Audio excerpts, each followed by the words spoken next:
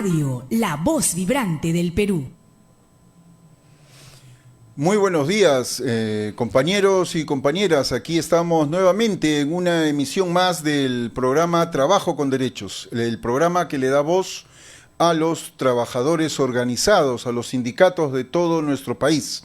El día de hoy tenemos un programa que esperamos sea de su interés, que sea de su agrado y que al mismo tiempo sea útil y que les brinde información adecuada para las luchas y las tareas que vienen desarrollando en la actividad sindical.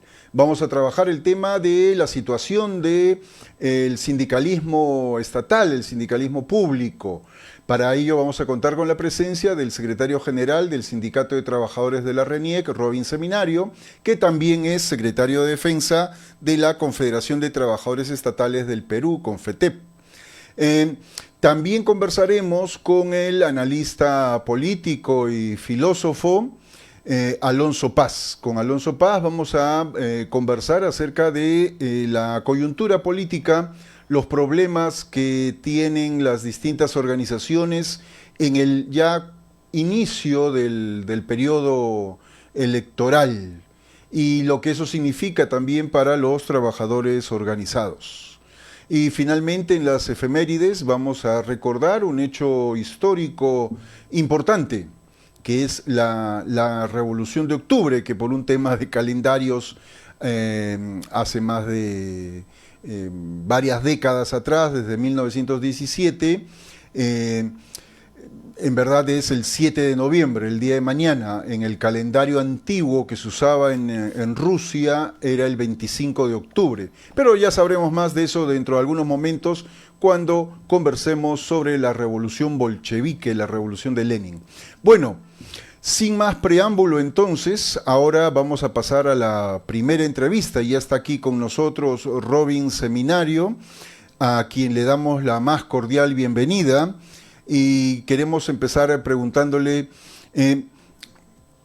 uno de los reclamos más consistentes, más permanentes, que tiene ya varios años, es precisamente el traslado de los trabajadores CAS al régimen 728, que es un acto de justicia, y ya lo hemos conversado con distintos dirigentes del sector público, las razones para esta medida. Y lo que queríamos conversar contigo, Robin, aparte de darte la bienvenida, es qué novedades, qué situación está ocurriendo ahora en tu base, que es el Sindicato de Trabajadores de la RENIEC. Muchas gracias, estimado Carlos, y asimismo también por tu intermedio, ¿no?, agradecer a los televidentes que se encuentran atentos a este programa. Asimismo también quiero aprovechar para saludar por el Día del Trabajador Municipal, que ha sido ayer, ¿no?, hacer extensivo este saludo para todos los compañeros en cada una de las bases a nivel nacional. Respecto a la pregunta, estimado Carlos, si bien es cierto, nosotros ahorita estamos en un proceso, ¿no?, de incorporación de los trabajadores CAS indeterminados al régimen laboral del Decreto Legislativo 728. Esta ha sido una lucha que tiene antecedentes desde ya varias gestiones, ¿no?, y congresos y parlamentos anteriores, ¿no?, en el cual pues desde un inicio se mostraba interés, pero el interés no resultaba en un, digamos, en un genuino resultado, ¿no?, de parte de en ese entonces el pleno de los congresos que les estoy comentando. Entonces, ya en esta oportunidad, ante la estrategia también que nosotros planteamos como gremio sindical, la estrategia política sindical, ¿no?, hacer en este caso la participación de los despachos de los congresistas, asimismo también hacer un trabajo de bajada de bases en cada una de las regiones, los congresistas se comprometan con los trabajadores, también hace una estrategia que finalmente ha traído como resultado exitoso el hecho de que los trabajadores del RENIEC ahora tengan esta disposición complementaria final, que fue pues fue, como su palabra lo dice, fue dispuesta bajo el marco de la ley de presupuesto del 2025. A propósito, no sé si más adelante tal vez pueda un poco ya con mayor detalle conversar sobre el tema. Eso era lo que correspondía comentar, estimado Carlos. Muy bien, entonces, claro, en el caso de los trabajadores de RENIEC, este proceso de justicia va avanzando. Desde la Confederación, en donde eres dirigente, ¿cómo está la situación de otras instituciones públicas en este mismo problema que es el traslado al régimen 278? Sí, en efecto, nosotros como Confederación, Confetep, tenemos varias bases que están en esa misma línea de trabajo, ¿no? De buscar justamente que sus trabajadores, los trabajadores CAS, puedan gozar de los mismos beneficios del trabajador 728. Y así es que en esta semana se ha podido tener ya la ley que da justicia a los trabajadores CAS del registros públicos, ¿no? En la cual también se le está reconociendo su pase, su incorporación de casa 728. Pero a diferencia de la disposición para los trabajadores de RENIEC, hay algo de repente usual y que creo que va a ser una fórmula que va a resultar para las demás instituciones públicas. ¿Qué es lo que sucede? Les comento como una experiencia, ¿no? Les comento, la disposición de RENIEC señala en la 79ª disposición complementaria final de la Ley de Presupuesto 2025 que la incorporación se daba a partir de julio ya del presente año. Y obviamente su ley, la ley de presupuesto es una ley anualizada, ¿no? Caduca el 31 de diciembre. Entonces nos estaba prácticamente dando un espacio de tiempo muy corto. Pero aún así, esta situación que se presenta particularmente, teníamos nosotros que demostrar que teníamos capacidad. Cuando digo nosotros, es un involucramiento también con la gestión de la administración de RENIEC, porque nosotros como sindicato no podemos ser ajenos al procedimiento, no al proceso que se está llevando a cabo a nivel de RENIEC. Es así que nosotros hemos venido convocando tal vez asesorías, ¿no? Apoyo operativo, apoyo también de consultas, absolución de consultas a los trabajadores que están en este espacio del pase de casa 728. Y entonces, estas experiencias, como le digo, como RENIEC, que ha sido un tiempo corto, ha permitido también a los funcionarios demostrar que ellos tienen capacidad, ¿no? Y han podido sobrellevar esta situación. Ahorita ya nos encontramos en la convocatoria del segundo grupo, que es un grupo ahorita de 1.311 trabajadores que están concursando sus plazas y con ello ya culminarían. Pero ¿por qué hacía esta particular diferencia? Porque la ley que reconoce el derecho de los CAS a 728 en registros públicos sí le otorga, ¿no?, el plazo de 2 años de manera progresiva. Entonces, por lo menos vemos que en 2 años ellos pueden ver los antecedentes que ya han sucedido en RENIEC, por ejemplo, ¿no? Y plantear tal vez algunas situaciones que puedan ser más prácticas. Eso, y yo creo que en lo que podemos coincidir en ambas situaciones es que sí, en efecto, no se va o no se está considerando de que dicho pase, ¿no?, dicho concurso interno de los trabajadores sea con presupuesto del Estado, sino es con presupuesto de la misma institución. En el caso de RENIEC, como en registros públicos, los están considerando, ¿no?, en la disposición de la ley y en la ley propiamente de registros públicos, que sea con dinero de la misma entidad. Y obviamente, pues si hay un compromiso de parte de el jefe, ¿no?, el titular del pliego, de reconocer estos justos derechos, es que se tienen que hacer, pues, ¿no?, las fórmulas presupuestales, obviamente con el marco legal, para que pueda finalmente tener éxito este pase. Es así que se puede realizar las modificaciones presupuestales dentro del marco justamente de la reformulación presupuestal, ¿no?, dentro del APM. Son estas fórmulas técnicas presupuestales que las conocen ya los directores de las oficinas de presupuesto y que, como le digo, con el liderazgo de cada uno de los titulares del pliego van a poder superar tranquilamente estas situaciones que se entenderían que son como que unas situaciones que el Estado también pone para que no sea tan práctico, ¿no? Y que las demás instituciones que vengan, ¿no? Porque ya se vienen también en fila, se vienen otras instituciones públicas, en el caso de la SOCA, por ejemplo, ¿no? Podrían tomarlo como una referencia.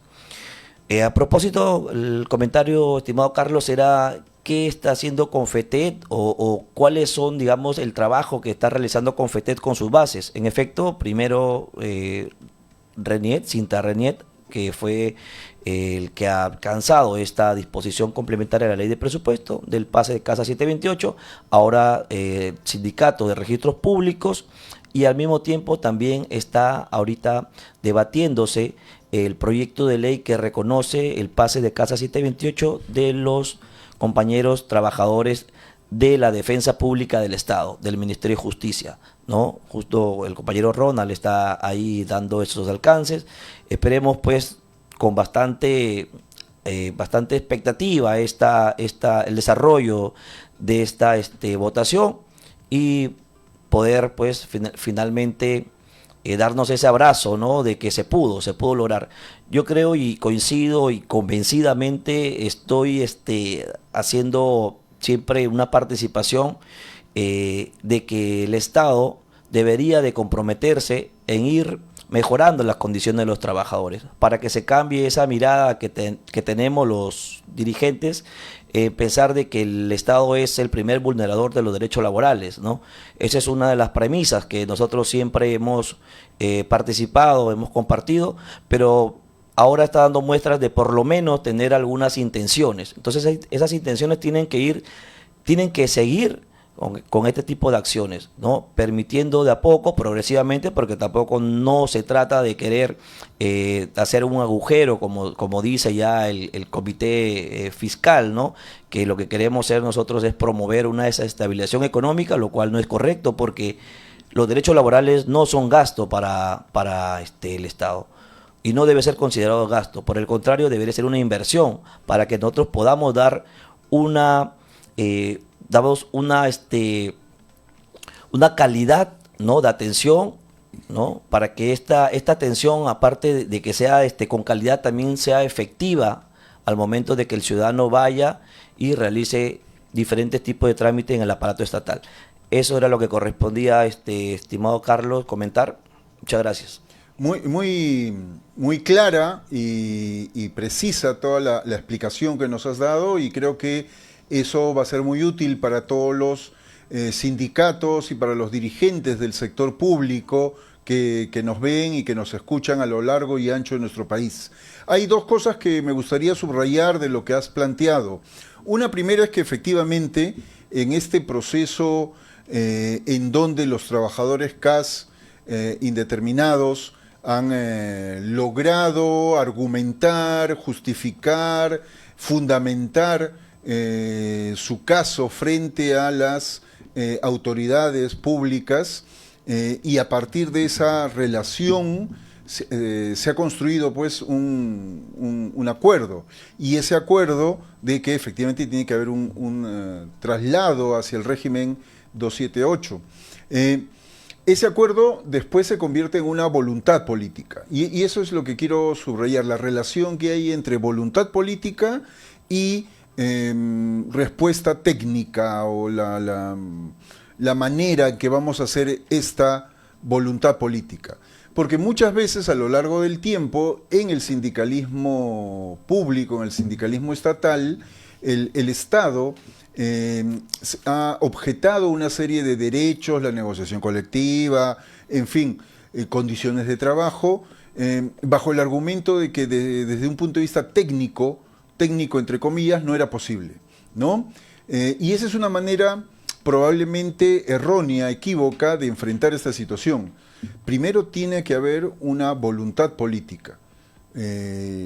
Las instituciones del Estado y sus trabajadores están de acuerdo en que el régimen casi indeterminado no tiene razón de permanecer, que es un doble rasero para trabajadores que hacen la misma función, pero tienen diferentes beneficios y remuneraciones. Por lo tanto, debe dejar de existir esa discriminación.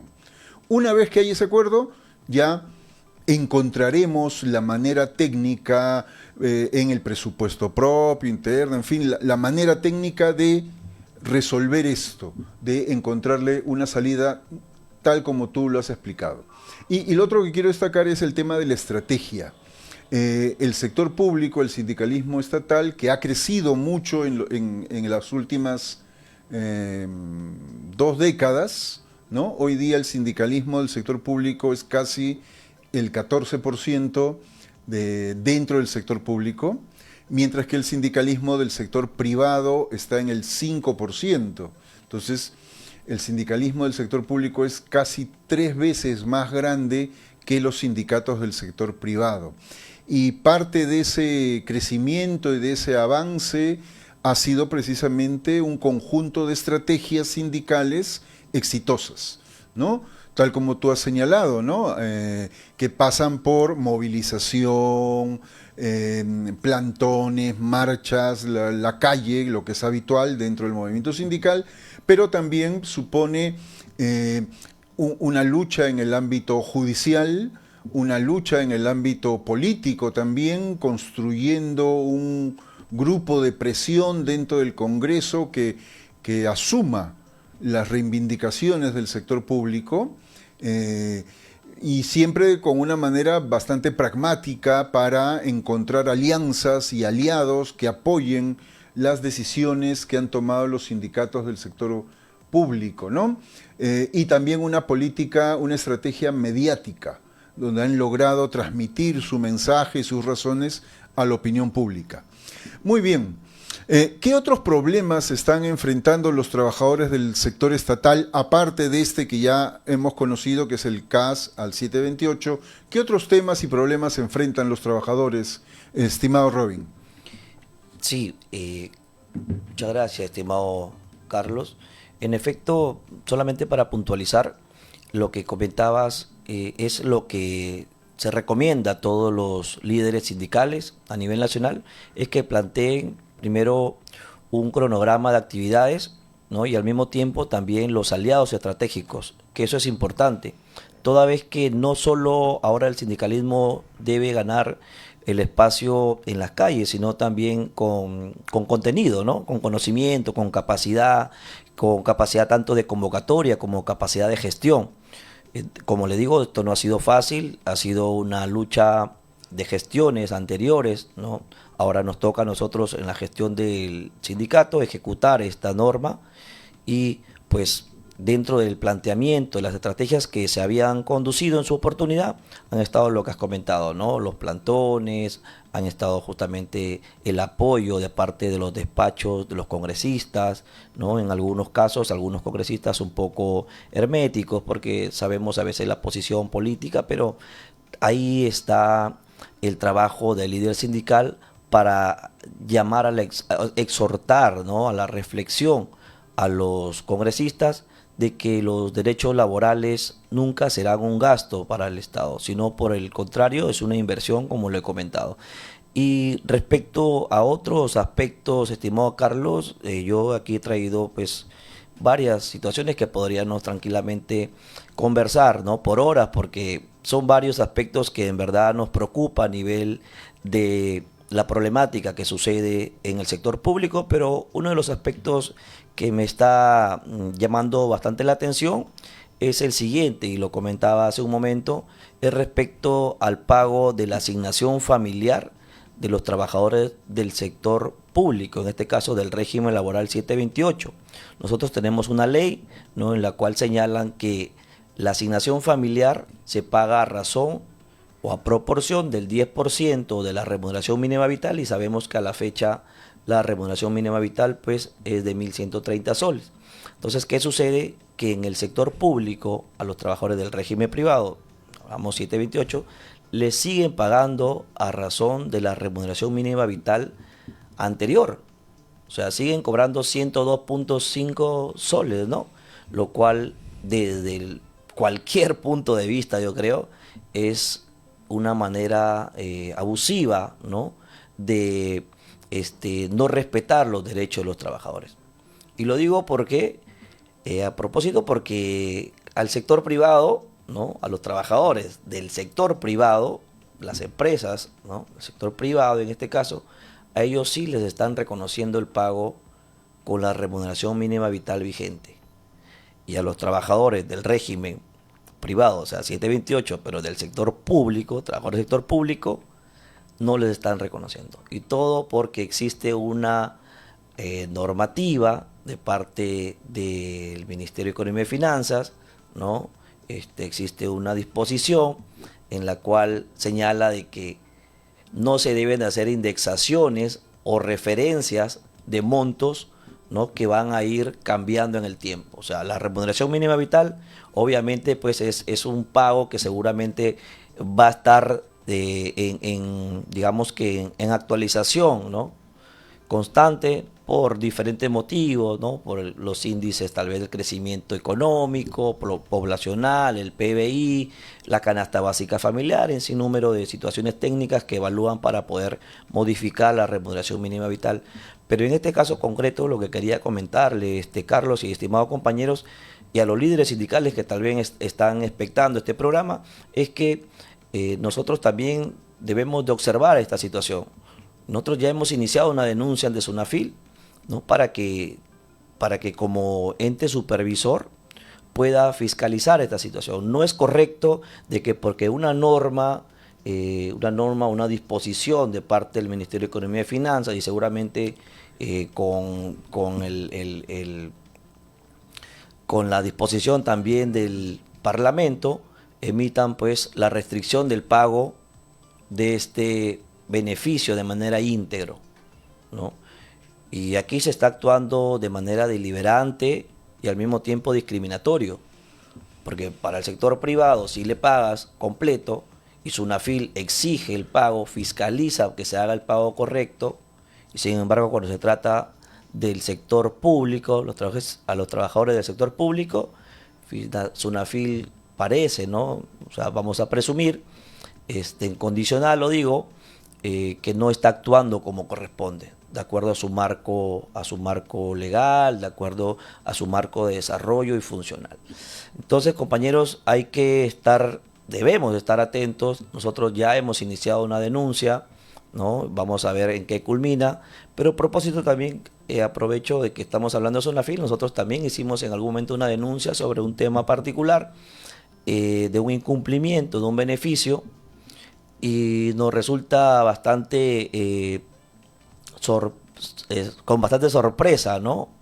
Que en la resolución de SUNAFIL nos señalen que, por ejemplo, de que no se puede declarar un incumplimiento porque la institución está dando muestras de gestionar el pago de un beneficio laboral, cuando este beneficio tiene ya un plazo, tiene ya una fecha cierta de cumplir y ha superado ese plazo, ¿no? Ha superado esa fecha. Entonces, SUNAFIL está, desde mi punto de vista, actuando, y lo digo de manera particular, está actuando de manera abusiva, ¿no? No está siendo objetivo con lo que debería ellos considerar, es un incumplimiento a todas luces. Si es que hay un plazo y no lo cumples y lo vas a cumplir fuera de fecha, obviamente que estás incumpliendo. Y toda vez, y con mayor razón, si es que este derecho, este beneficio está en el marco de una negociación colectiva, un laudo arbitral en este caso, ¿no? Que es un símil de una sentencia judicial. Entonces ese era uno de los puntos, de los aspectos que quería comentar, estimado Carlos. Yo también sé que tal vez puedas tener un comentario al respecto. Gracias. Muy bien, efectivamente es un tema bastante concreto, sobre todo la primera parte que tiene que ver con esto de la asignación familiar, ¿no? Para que las personas que nos están viendo y escuchando a lo largo y ancho del país lo tengan bastante claro, ¿no? Los trabajadores asalariados tienen una bonificación económica que recibe el nombre de asignación familiar, por ley, todos los trabajadores, ¿cierto? Todos los trabajadores asalariados deberían de tener esto. Probablemente los informales no lo tengan, pero los trabajadores formales deben de tenerlo. Y esta asignación es el 10% de la remuneración mínima vital. Eso es lo que manda la ley y ya está. A veces los sindicatos por convenio colectivo pueden incrementar eso, ¿ya? No, la ley es un piso y lo pueden incrementar, y esto es algo que ocurre a menudo en el sector privado con los sindicatos, ¿no? Entonces, bien, en el sector público, como nos cuenta Robin, también tienen el beneficio, pero se circunscribe a la remuneración mínima vital, a ese 10%. Pero ¿qué es lo que ocurre? Cuando sube el salario mínimo, la RMB, la remuneración mínima vital, automáticamente debe de subir esa asignación. Si en un momento es 100, el 10% es 10. Si luego esto sube a 200, por decir cualquier cifra, el 10% es 20. Pero aquí vemos cómo la racionalidad administrativo-técnica de algunos funcionarios en el sector público choca con el sentido común y con el sentido de justicia que todos debemos de tener, ¿no? La remuneración mínima vital sube, pero la mirada estrecha del funcionario que se apega al pie de la letra y no al espíritu de la norma, dice, no, es que esto se acordó con una remuneración que era tanto, y entonces tiene que seguir así, ¿no? Lo cual evidentemente choca pues con el espíritu de la norma y con el sentido común, ¿no? Esperemos pues que esto no prospere y que los trabajadores del sector público reciban la asignación familiar que les corresponde conforme al salario mínimo real y vigente que tenemos en la actualidad, ¿no? Bien, ¿qué es lo que le espera a los trabajadores del sector público, a los trabajadores estatales? ¿Qué expectativas tienen, Robin, ahora que ya estamos prácticamente en una coyuntura electoral? ¿Qué esperarían ustedes de los candidatos, de los más de 40 candidatos que tenemos para escoger, ¿no? Desde el punto de vista de los sindicatos del sector público. Gracias, estimado Carlos. A propósito, como siempre les he comentado a mis compañeros, nosotros somos un sindicato que formó parte del sistema electoral peruano. No podríamos, digamos, señalar temas netamente políticos, no técnicos o políticos, pero sí tal vez situaciones así generales, ¿no? Y es lo que justamente estás comentándome y consultando. Hemos tenido ya conocimiento de que hay compañeros que van a participar en estas elecciones. Esperemos pues que los trabajadores también se vean representados en estos compañeros, ¿ya? Porque es importante también la participación política. Como comentaba, la voluntad política parte también de una genuina representación donde se legitiman justamente las pretensiones que tiene cada sector, ¿no? Llámese, por ejemplo, el sector salud, ¿no? Ha tenido representantes en el Parlamento y han podido superar algunas cuestiones y algunos, de repente, situaciones que ameritaban tener en cuenta a los compañeros del sector salud. Asimismo, ni qué decirlo en el sector educación, que ha tenido pues una bancada prácticamente que ha permitido, mediante propuestas parlamentarias, mediante normas, incrementar, ¿no?, sus beneficios, sus remuneraciones. Asimismo, también siempre tiene la participación el sector de las Fuerzas Armadas. En este sentido, también nosotros creemos, estamos convencidos que debería haber una participación también de representantes de trabajadores del sector público.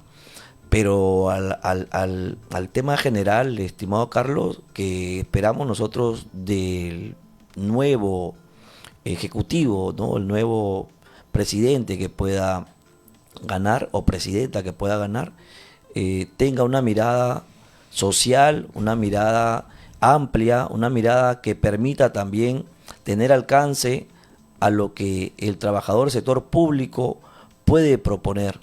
Como ya lo he comentado, nosotros somos dirigentes con contenido, con capacidad, ¿no? Tenemos esa mística también de poder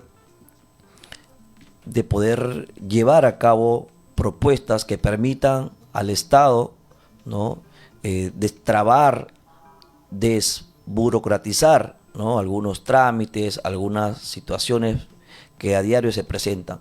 Por ejemplo, a propósito, estimado Carlos, quería comentar que a mí no me parece correcto que se esté llevando a cabo como propuesta en la negociación colectiva centralizada una propuesta como por ejemplo la que voy a leer ahorita, ¿no?, que es la de el cumplimiento de mandatos judiciales, ¿no?, en calidad de cosa juzgada. O sea, una de las propuestas que llevan, por ejemplo, es incorporación de trabajos por mandato judicial, incorporación de trabajadores por mandato judicial. O sea, si un trabajador tiene un mandato judicial en calidad de cosa juzgada, este tiene que ejecutarse en sus términos. O sea, no veo la necesidad de llevarlo a una negociación colectiva centralizada. Prácticamente estamos dándole el poder al Ejecutivo que siga avasallando, ¿no?, los derechos que de por sí ya el trabajador ha pasado por todo un proceso que entendemos el sistema de justicia, el sistema judicial, que es bastante complicado, bastante complejo en el Perú, y más allá de eso, llevarlo todavía a una negociación centralizada, desde mi punto de vista, no me parece correcto. Otro de los aspectos también, por ejemplo, que debería el Estado poner atención es en lo que corresponde a la Ley de Seguridad y Salud en el Trabajo. Aquí uno de los acuerdos que se llevó a cabo en el 2024-2025 es la cláusula cuarta, ¿no?, en el convenio colectivo centralizado, que corresponde a seguridad y salud en el trabajo, donde el Estado se compromete, ¿no?, a promover el cumplimiento y la implementación progresiva del sistema de seguridad y salud en el trabajo. Hay una ley, o sea, ¿por qué deberíamos nosotros estar actuando, ¿no?, bajo acuerdos en una negociación centralizada, cuando más bien en la centralizada deberíamos haber aspectos mucho más de alcance más generales, como por ejemplo la creación de lo que le llaman creo que es la Comisión de Trabajo, ¿cómo es? El Consejo Nacional. Consejo Nacional de Trabajo, claro. La creación de un Consejo Nacional de Trabajo donde participe justamente el trabajador del sector público, porque actualmente quienes participan son del sector privado, ¿no? Y en todo caso también el Ministerio de Trabajo no debería estar liderando esa comisión, ese comité, porque no puede ser juez y parte. Ya, entonces eso es lo que nosotros pediríamos, por ejemplo, a los nuevos representantes, ¿no?, de los partidos políticos que van a llevar a cabo esta contienda electoral, es que también le den una mirada al trabajador, pero que esta mirada sea pues de verdad con una intención de querer tomar acciones, no solamente para llenar la plancha de sus candidatos, ¿no?, sino que también se ponga como una hoja de ruta, como una propuesta a cumplir, el hecho, ¿no?, de respetar, reivindicar y mejorar los derechos de los trabajadores. Muchas gracias, Carlos. Muy bien, Robin, bastante claro. Muchas gracias también por tu participación y por tu presencia. Hemos conversado ampliamente de los problemas que enfrentan los trabajadores estatales y esperamos que pronto lo volvamos a hacer cuando tengas más noticias, más información de cómo va avanzando el proceso de CAS A728 y los demás temas de la agenda del sindicalismo público, del sindicalismo estatal. Muchas gracias y será hasta otra oportunidad, Robin. Muchas gracias, estimado Carlos, y también enviarle el saludo a todos mis compañeros del Registro Nacional de Identificación de Estado Civil, RENIET. A nivel nacional están ellos expectando tu programa y vamos a estar atentos a un nuevo llamado, asimismo también a todas las bases de la Confederación Nacional de Trabajadores Estatales del Perú, CONFETET, y pronto estaremos trayendo novedades y algunas situaciones particulares que podamos nosotros exponer en tu programa. Muy amable, muchas gracias. Permiso. Muy bien, muchas gracias también. Un saludo para todos los compañeros del sindicato de RENIEG y de la CONFETEP. Hacemos una breve pausa y volvemos con la siguiente entrevista. Ya está.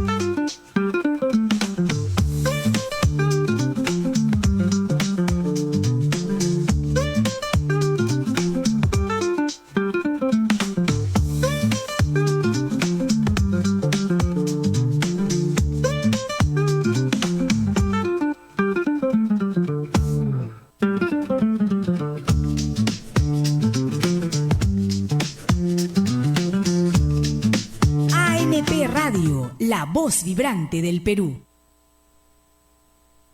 Estamos de vuelta entonces con Trabajo con Derechos, el programa que le da voz a los sindicatos de todo nuestro país. Programa producido por La Comuna, Asociación de Profesionales al servicio del fortalecimiento sindical. Trabajamos para que los sindicatos sean más fuertes. Está con nosotros ahora Alonso Paz. Alonso Paz ya lo conocemos, es un filósofo y analista político agudo y perspicaz, siempre desde el lado también de la clase trabajadora y de las causas justas de los sectores populares. Bienvenido, Alonso. Queremos conversar rápidamente contigo sobre la coyuntura nacional e internacional. Empecemos un poco con las primarias que se vienen. Estamos en un periodo electoral y tenemos ya no sé cuántas, seguramente tú sabes, 40 y pico listas de aspirantes a la Casa de Pizarro y al Congreso, sobre todo, a la Cámara de Senadores y Diputados. Y para definir esto hay, entiendo yo, unas primarias. ¿Qué nos puedes decir? Bueno, buenas tardes, gracias por la invitación y bueno, encantado de estar acá nuevamente. Primero, para hablar sobre las elecciones, me parece que hay una idea que hay que colocar primero, Carlos, y es que estas elecciones, tú hablas de 40 y tantas listas, en realidad son 39 listas. Hemos cerrado ya la inscripción de las planchas presidenciales y de las listas al Congreso y al Senado y al Parlamento andino. Ya se cerraron y se cerraron con 39 listas que incluyen presidente y lo que he mencionado. Hay un partido que está por definir todavía, que es el PTE, pero en general todas han presentado plancha presidencial. Entonces vamos a unas elecciones históricamente masivas. Son 39 partidos políticos que están en juego, digamos. Y esto nos hace, digamos, reflexionar sobre una idea que es un poco el marco de esta campaña, ¿no? Y que tiene que ver con una grave crisis que arrastramos desde hace varios años en el Perú y que tiene que ver con que el Estado y el sistema político en general no solo no representa ni funciona para la sociedad, para la mayoría, para los trabajadores y para la gente que sostiene el Perú realmente, sino que se ha vuelto un sistema que beneficia a sectores minoritarios, a unas mayorías que se enriquecen mediante leyes que propician la acumulación de riqueza, la acumulación de tierras, la acumulación de recursos, que favorecen el crimen organizado, sin ir muy lejos con este Congreso. Entonces tenemos que el sistema político colapsa, ya no representa, y lo que tenemos es una serie de actores políticos que representan finalmente sectores de poder que quieren y que ven al Estado como un negocio, ¿no? Entonces están compitiendo para ver quién controla este negocio, digamos. Eso explica esta alta dispersión, estas 39 listas, que son 36 partidos y 3 alianzas. Y bueno, yendo a las primarias, es cierto. Antes hablábamos de que la campaña todavía no calentaba, pero ahora claramente con las primarias empieza la campaña de manera mucho más explícita, por una simple razón. Ya va a aparecer publicidad nacional sobre los partidos políticos. Entre el 15 y el 27 de noviembre se transmite la franja electoral de las primarias. Para quienes no saben qué es la franja electoral, es la forma que tiene el Estado de garantizar que todo el país conozca los partidos políticos que van a competir. Por lo tanto, paga una cantidad de publicidad en medios, ¿no? Entonces la campaña ya empieza. Entonces las primarias, ¿qué son las primarias? Tú bien lo has dicho, es la forma en que tienen los partidos para definir quiénes son los candidatos que van a presentar a las elecciones generales de abril del 2026. Las primarias se realizan en todos los partidos, si no me equivoco, el 7 de diciembre. Y el 7 de diciembre recién vamos a poder saber quiénes van a postular a la presidencia y al Congreso. Formalmente sí, pero realmente no, porque realmente ya sabemos que hay varios partidos con lista única, en donde sus primarias son más bien elecciones, porque solamente van una lista.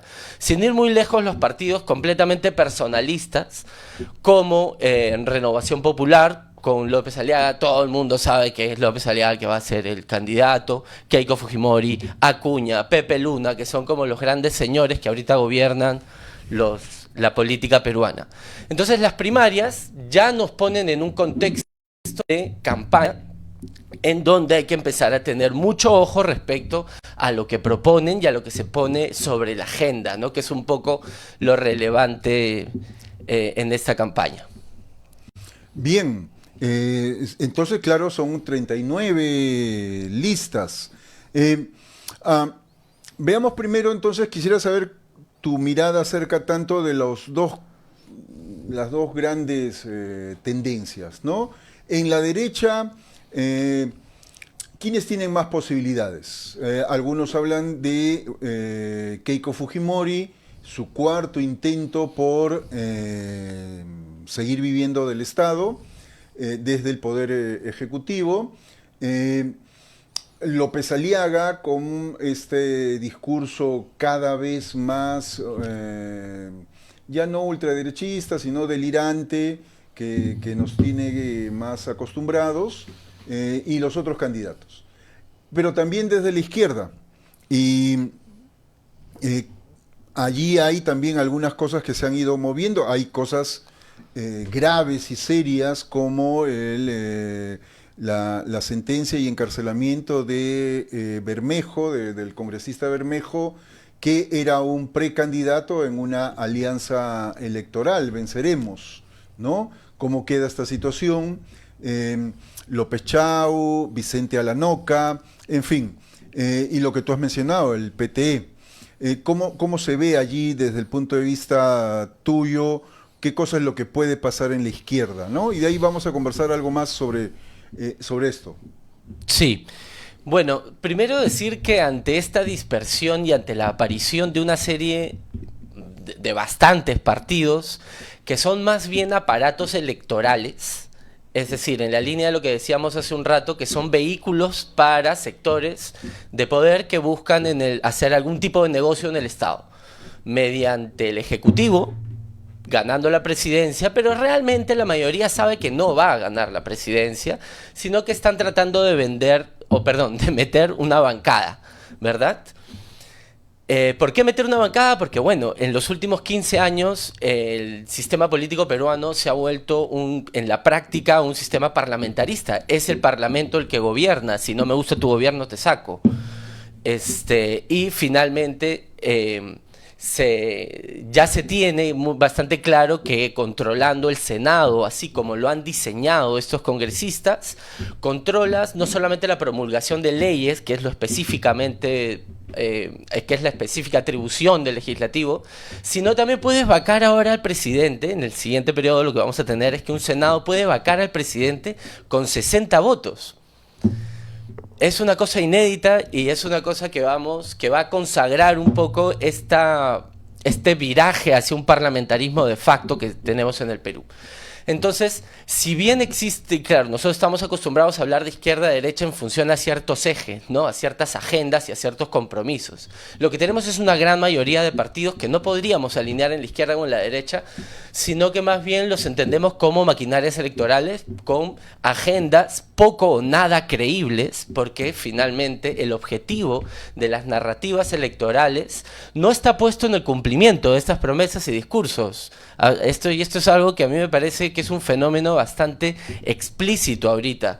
Yo no sé quién puede creer, después de ver, por ejemplo, a López Aliaga prometiendo no renunciar a la alcaldía de Lima para postular y haciendo exactamente lo contrario, a Keiko y en general a todos los políticos, con una mochila de promesas que no tienen ningún sentido o no realizan ninguna acción para cumplirlas.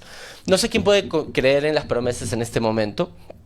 Y hablando en términos de izquierda y de derecha, podemos circunscribirlos entonces a algunos pocos partidos identificables. Tú los has mencionado, ¿no?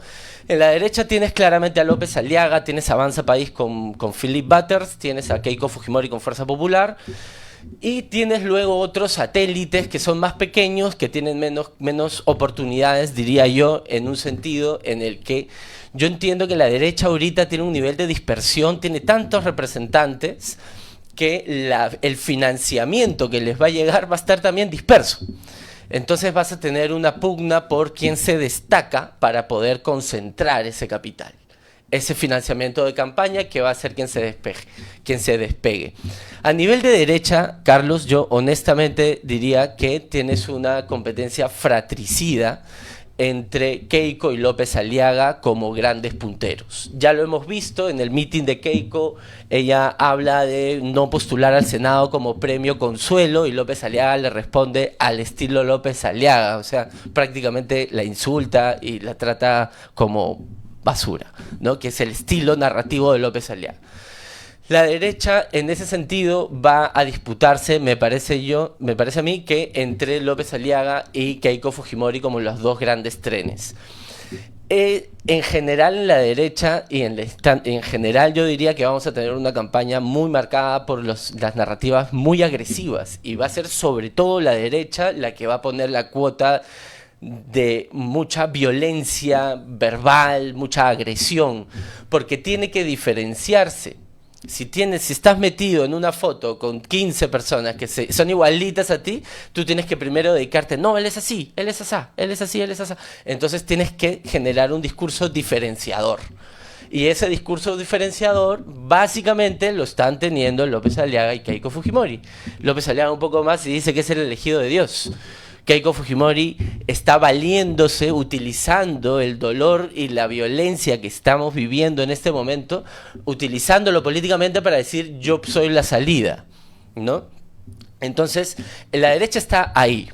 Digamos que tiene sus paladines, tiene sus jugadores bastante claros, tiene una estrategia que es la exacerbación de las narrativas polarizantes mediante discursos agresivos, y la izquierda tiene siempre un nivel de dispersión complejo, pero, a ver, hagamos un recuento. Tenemos a la Alianza Venceremos, tenemos que incluye a Voces del Pueblo, si no me equivoco, y a Nuevo Perú.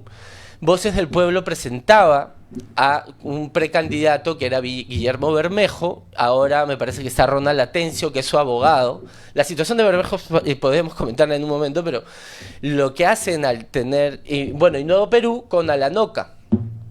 Lo que tenemos ahí es que, es una alianza que se va a enfrentar, va a disputarse sobre todo con Ahora Nación de López Chau. Tienes por otro lado Juntos por el Perú con Roberto Sánchez y con el apoyo explícito del expresidente Castillo. Tienes además tienes a Johnny Lescano, que se presenta como centro izquierda, ex Acción Popular, hoy en Cooperación Popular, y me parece que dejo de contar ahí, y la verdad es que lo veo bien complicado, pero la izquierda va a jugar, a mi entender, a buscar ganar los votos en el sur, y vamos a ver si es que se desarrolla y nos atrevemos un poco a impulsar una agenda realmente polarizante y que realmente ponga en agenda temas de fondo y radicales en términos de reformas y de cuestiones necesarias para el Estado, y que la izquierda ha abandonado un poco para irse al centro. Sin ir muy lejos, ¿qué candidatos o qué candidato o candidata está hablando de derechos laborales, de libertad sindical, de promoción de empleo digno y con derechos? Ninguno. Ese tendría que ser la narrativa de la derecha. Salir con un discurso, perdón, de la izquierda. Todo lo contrario para la derecha. Sin embargo, no está saliendo en ese sentido, por lo tanto no tienes personas que destaquen en la izquierda, porque no estás teniendo ninguna narrativa fuerte y realmente rompedora en este momento. En parte, y esto para cerrar, en parte porque tanto izquierda y derecha y las elecciones y la campaña están muy saturadas de los temas urgentes. Y los temas urgentes ahorita son corrupción e inseguridad. Entonces, mientras no logremos tener, y al respecto tienes una lluvia y un circo de propuestas, cosas tan absurdas como jueces sin rostro, como sacar a los militares todo el año, cosas absurdas, incumplibles, pero además que no van a funcionar, así se puedan ser cumplidas. Y la izquierda carece de una vocería y de una propuesta más audaz y más en una línea popular que pueda disputar justamente esta agenda urgente que está siendo respondida básicamente por la derecha y los candidatos que hemos mencionado. Sí, muy bien, muy claro. Comparto varias de las cosas que señalas y al mismo tiempo me provocan la siguiente reflexión.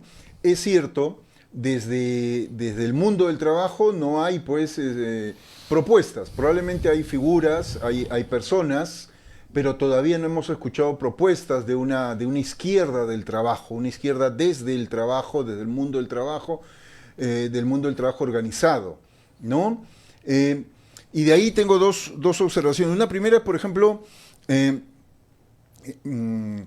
la plancha presidencial de López Chau, de Ahora Nación, está Luis Villanueva, que es el secretario general de la Federación de Trabajadores en Construcción Civil del Perú, base de la CGTP, uno de los dirigentes nacionales más importantes, más conocidos, ¿no es cierto? Y seguramente esperaremos de él, pues, precisamente lo que tú estás reclamando, un discurso desde el trabajo, con reivindicaciones claras, firmes, para los trabajadores asalariados, formales, informales, organizados y no organizados, ¿no? Sin embargo, también en otra de las listas, no sé, he visto a Winston Guamán, que también es, entiendo yo, que es presidente o secretario general de CITE, que es una de las confederaciones intersectoriales de trabajadores del sector público más grandes. Entonces, hay una dispersión del movimiento sindical más clasista, porque Winston y Luis pertenecen a la misma central, que es la CGTP, pero postulan en dos listas diferentes. Eso está bien, digo, es parte de la democracia y todo lo demás, pero al mismo tiempo nos dice que el movimiento sindical clasista se presenta también fragmentado, ¿no? Eso. Y eso me hace también, tú señalaste algo que tiene mucho sentido, que estos temas más, estas reivindicaciones claras y firmes como que de clase, ¿no? No aparecen porque estamos pensando en inseguridad y corrupción, y eso como que despolitiza. Pero ahí yo estoy pensando en la campaña que ha desarrollado Mamdani como alcalde de Nueva York y que ha sido exitosa, y la campaña que está desarrollando Janet Jara en Chile para las presidenciales, que dentro de unas semanas vienen uno de los hitos en este proceso. Y ambos, tanto Mamdani como Janet, tienen un discurso claro, firme, muy de clase, además, muy orientado a los trabajadores. Mamdani está planteando un salario mínimo de $30 la hora, congelamiento de alquileres, transporte público gratuito para la ciudad de Nueva York, y Janet Jara, militante del Partido Comunista Chileno y de la alianza de izquierdas que está postulando, está planteando también medidas importantes para fortalecer la negociación colectiva, subir el salario mínimo y mejorar las condiciones de vida de los trabajadores, ¿no? Entonces, a lo que quería llegar es lo siguiente. En el caso de Janet Jara, los temas de seguridad y de corrupción también se abordan, pero también desde una perspectiva que va no solamente a lo que acá estamos acostumbrados, sino al tema de fondo, a un tema mucho más importante. En el caso de las extorsiones, por ejemplo, ellos están planteando el levantamiento del secreto bancario con mayor amplitud, porque efectivamente, si hay tantas extorsiones, tanto en Santiago de Chile como aquí en Lima, ese dinero, ¿a dónde va? Ese dinero tiene que ser lavado de alguna manera, porque ese dinero es ilícito. Para que entre, para que circule, tiene que pasar por una lavandería, y eso se puede observar a través del levantamiento de los secretos bancarios. Pero aquí eso nadie lo propone, ¿no?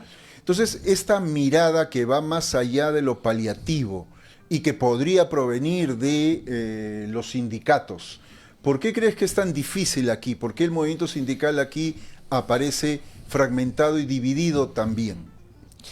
Bueno, es una pregunta compleja porque, digamos, la historia del movimiento sindical es complejo y el momento en el que estamos tiene también diferentes aristas. Pero yo quisiera empezar señalando, primero, tú has mencionado la victoria de Mamdani en Nueva York, ¿no?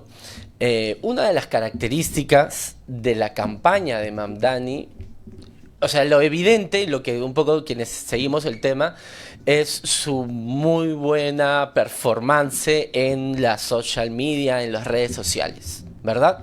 Grandes videos, muy empático, etcétera. Pero el otro lado es que él tuvo una cantidad de más o menos 100.000 voluntarios que se encargaron de recorrer casa por casa en Nueva York.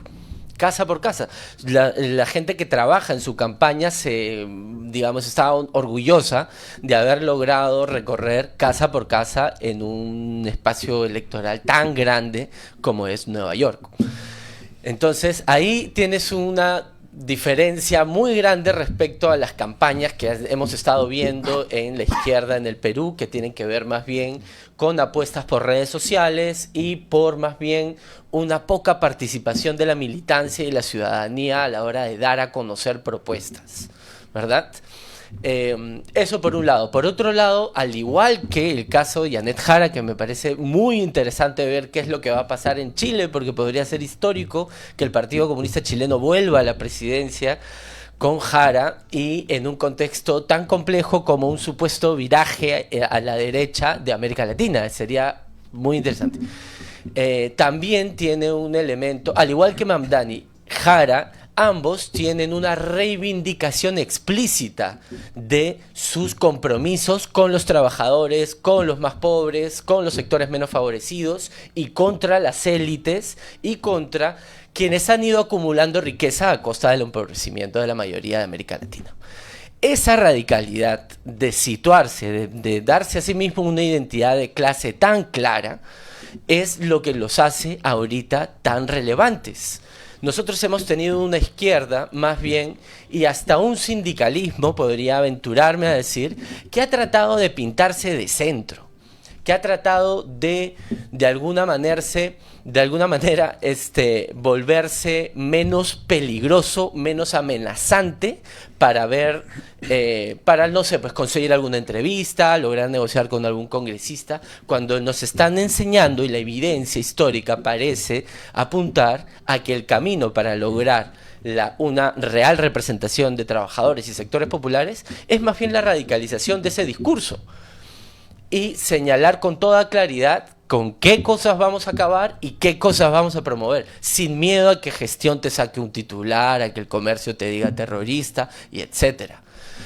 Esos son dos aprendizajes que se pueden ver muy, muy, muy claramente, ¿no? Esta radicalización del discurso de la identidad clasista y de los trabajadores, y etcétera, y por otro lado esta movilización de gente real. No solamente jugar en redes sociales. Yo escucho muchos compañeros que dicen, bueno, hay que tirar los recursos a redes sociales. Mentira, lo que hay que hacer es, nuevamente, pongo el ejemplo, es recorrer casa por casa. Y por ahí viene, porque recordemos que estas elecciones son en abril, pero no sé si es en octubre o antes, vienen las municipales regionales. Se van a jugar alcaldías, distritos, regiones. ¿Qué queremos para Lima? ¿Qué queremos para la libertad?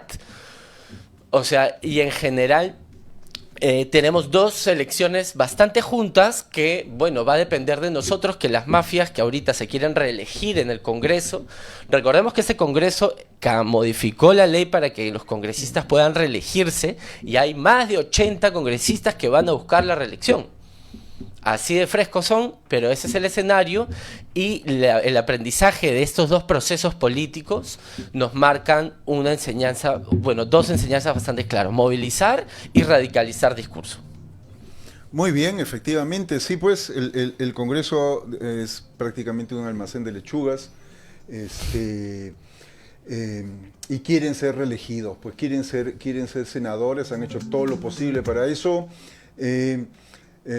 Y depende, pues, efectivamente de los sectores organizados. Esperemos que el sindicalismo, como decía José Carlos Mariátegui, no se limite, pues, a un reclamo económico, sino que aspire a tareas de mayor envergadura a la propuesta de construir un país para todos nosotros, para todos y para todas. Muy bien, Alonso, quédate nomás. Ahora inmediatamente vamos a pasar con la parte final, que es la efeméride que vamos a tener, y también a ver si nos ayudas. Tú y yo pertenecemos a dos generaciones distintas, pero igual compartimos seguramente esta efeméride.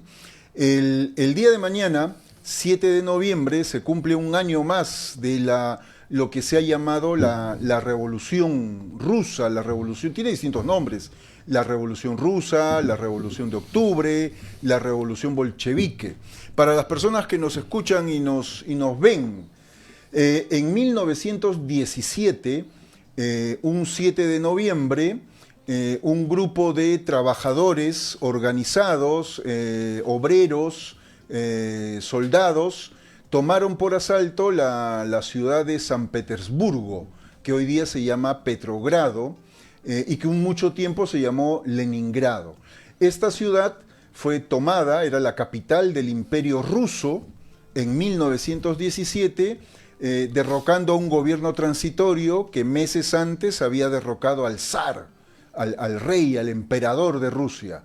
Y con esto, este grupo de insurrectos, de revolucionarios, dirigidos por Vladimir Ilich Ulyanov, más conocido por sus amigos como Lenin, toma el poder. Y bueno, pues los comunistas toman el poder. Es la primera revolución de los comunistas que alcanza el poder y permanece durante casi 70 años gobernando un país, ¿no? Lenin es el fundador del Partido Comunista, de la Unión Soviética, y entonces Rusia se convierte en la Unión Soviética. El Soviet significa consejo, significa asamblea. Era la reunión de las asambleas de obreros y de campesinos. Mucho se ha escrito, mucho se ha hablado, mucho se ha mentido acerca de esta insurrección. Hoy día, ya con este proceso terminado en los años 90, con la disolución de la Unión Soviética, ha pasado el suficiente tiempo para poder ir acercándonos a esta experiencia con una mirada mucho más objetiva, más crítica también, no menos apasionada, pero que nos puede mostrar tanto efectivamente sus luces y sus sombras. Lo real es que este es un gobierno que dijo representar a la clase obrera, y en ese proceso dio un conjunto de leyes, de normas, de arreglos que efectivamente convirtieron a la clase obrera en, si no la dirección del país, el sector más beneficiado. Educación pública, salud pública, universidades para obreros, participación de la mujer en todas las áreas de la economía. Estamos hablando de 1917, para 1930 la Unión Soviética tenía ingenieras, agrónomas, científicas, en mayor número y proporción que cualquier otro país del capitalismo. Y los obreros gozaban de una serie de beneficios a lo largo y ancho de su territorio. Obviamente hubieron también momentos difíciles y duros, guerras civiles, persecuciones, y también hubo luego en la Segunda Guerra Mundial un rol histórico de la Unión Soviética que ya nadie puede negar a estas alturas, en la derrota clara y contundente del fascismo. El Ejército Rojo, el ejército de la Unión Soviética, es el primero en llegar a Berlín para capturar y derrotar a las hordas nazis en 1945. Entonces, bueno, eso, recordamos esta gesta heroica de un grupo de obreros, campesinos, gente del pueblo, que soñó con tomar el cielo por asalto, con construir una sociedad de iguales, de justicia social, y si bien este sueño tuvo distintos momentos, sigue siendo hoy día el mismo sueño que tienen muchos trabajadores desposeídos en el mundo. ¿Cómo ve tu generación? ¿Cómo recuerda tu generación? ¿Cómo, no recuerda, digo, cómo la interpreta ahora esta revolución? Y cuando yo era joven, la revolución bolchevique pues era una historia fascinante y apasionante que nos exigía horas y horas de lectura, discusión, películas, obras de teatro, poemas. ¿Y ustedes, Alonso? Bueno, no sé si puedo hablar por mi generación propiamente, pero yo creo que tú has dicho algo clave, ¿no? Y que me parece importante decirlo además en un espacio como este, ¿no? Nosotros, no solo hablo de mi generación, hablo en general de la sociedad peruana y latinoamericana, ha tenido una gran influencia en la formación de su imaginario político, cultural, una gran influencia de Hollywood y de Estados Unidos y de la maquinaria cultural de Estados Unidos. Y nos han enseñado el ruso siempre el enemigo, el comunista siempre el enemigo. Tenemos el gran ejemplo de Rambo, ¿no? Hemos formado nuestra opinión, o la gran mayoría de peruanos ha formado su opinión respecto a este suceso que muy bien has descrito. Lo ha formado a partir de la propaganda de Estados Unidos, básicamente. Y esto no es un cliché de que el imperialismo, etcétera, es un dato concreto, es un facto, como dicen. Entonces, ¿cómo lo ve? Yo creo que es un proceso todavía que no está sobre la mesa, sobre el partidor, digamos, de los temas en general. A mí personalmente y en los espacios de izquierda y un poco de mi generación, en ese sentido, me parece que evidentemente ha sido sigue siendo un suceso para su análisis y un suceso que marca un gran hito, un gran logro para los trabajadores en el mundo, ¿no? Yo no quisiera repetir un poco lo que has dicho, pero sí me gustaría recoger algo. La figura de Lenin no solamente es una figura que se agota en la revolución de octubre, sino que deja mucho análisis sobre el Estado y en general la forma en que el ser humano se viene organizando. Y hay datos muy interesantes de cómo, digamos, ya Lenin nos venía hablando de que esta democracia ya no es democracia. Básicamente lo planteaba Lenin y lo planteaba en términos bastante claros. Y decía, esta es una democracia que en realidad es un sistema político capturado por una clase social. Nosotros, ¿qué es lo que acabamos de ver y vemos, constatamos con estas elecciones y durante los últimos 20 años? Que esta democracia está capturada por una clase social y por grupos de poder. Digamos, ya lo había dicho Lenin. Y digamos, cuando nos dicen, bueno, pero ¿cómo vas a traer a alguien del pasado? Bueno, cuando alguien del pasado ha dicho algo que es absolutamente válido para la actualidad, vale la pena traerlo y vale la pena estudiarlo. Quería decir eso porque, bueno, nos enfrentamos a mucha propaganda en donde apenas mencionas elementos del comunismo, Lenin, la Revolución Rusa, automáticamente te aparecen trolls, te aparece gente que te repite, que mira, si tienes una vaca y tienes 2 vacas, mira. Hay hechos concretos, y lo concreto es que la Revolución Rusa, y como tú bien lo has planteado, se propusieron una serie de medidas que hoy día serían hasta de vanguardia. Es posible tener un gobierno de trabajadores, es posible tener un gobierno que apueste radicalmente por acabar con los privilegios de clase y apostar por la democratización de la riqueza y de otras cosas. Es posible. Entonces, de alguna manera es un suceso, un hito histórico, pero al mismo tiempo que es muy actual en términos de que hay análisis muy concreto que todavía se puede aplicar, y por otro lado es que es una señal de esperanza, finalmente. No todo está perdido, no siempre nos van a gobernar las mafias, compañeros, compañeras, sí podemos, sí se puede. Las elecciones no son el único margen de acción política que tenemos, están los sindicatos, están los movimientos sociales, están colectivos, todavía se puede hacer, construir cosas diferentes y no tenemos por qué resignarnos a estar acorralados siempre por las mismas mafias que se cambian de color y de camiseta, pero que básicamente son las mismas billeteras de fondo. Muy bien, efectivamente, y ya para ir terminando, Alonso, tú que conoces tanto de redes, ¿te acuerdas de ese meme donde está unos niños en un invierno ruso y está Lenin y les pregunta, niños, ahora con este frío, ¿saben qué cosa es lo bueno que hay que tomar? Los medios de producción, dicen. Exactamente, los medios de producción. Y con este meme contado, estamos terminando el programa de hoy. Espero que les haya gustado y nos vemos la próxima semana. Gracias. Chau.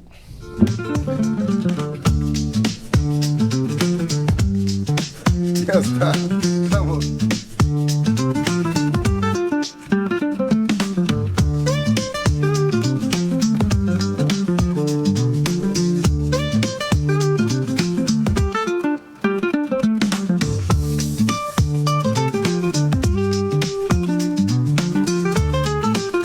ANP Radio, la voz vibrante del Perú.